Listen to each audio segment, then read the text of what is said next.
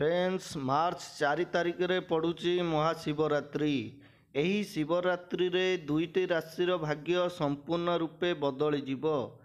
ज्योतिष शास्त्र अनुसार प्रायतः 20 वर्ष पर एमिति महाशिवरात्रि पड़ुची।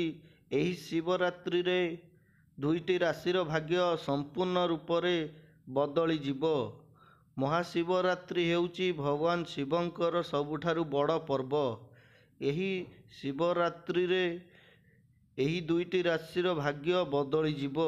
जदि घरे कोनोसी असुविधा होइथाय ताहले मार्च 4 तारिख पर समस्त प्रकार समस्या दूर होवा संगे संगे सेमानंक पाखरे धनर वर्षा लागी रहिबो।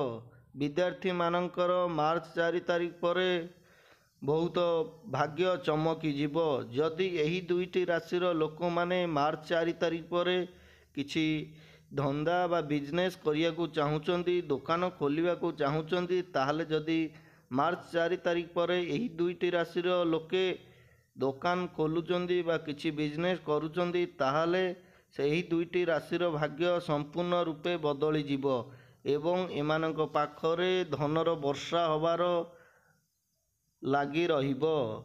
फ्रेंड्स एही दुईटी राशि हेउछंती कुंभ एवं सिंह। एही दुईटी राशिर भाग्य मार्च 4 तारिख पर चमकी जीवो। फ्रेंड्स एही भिडियोटी जदि आपण मानंकु पसंद होइताए भिडियोटी लाइक करि दियंतु एवं शेयर करी आपण आपणक फ्रेंड्स सहित जणाई दियंतु।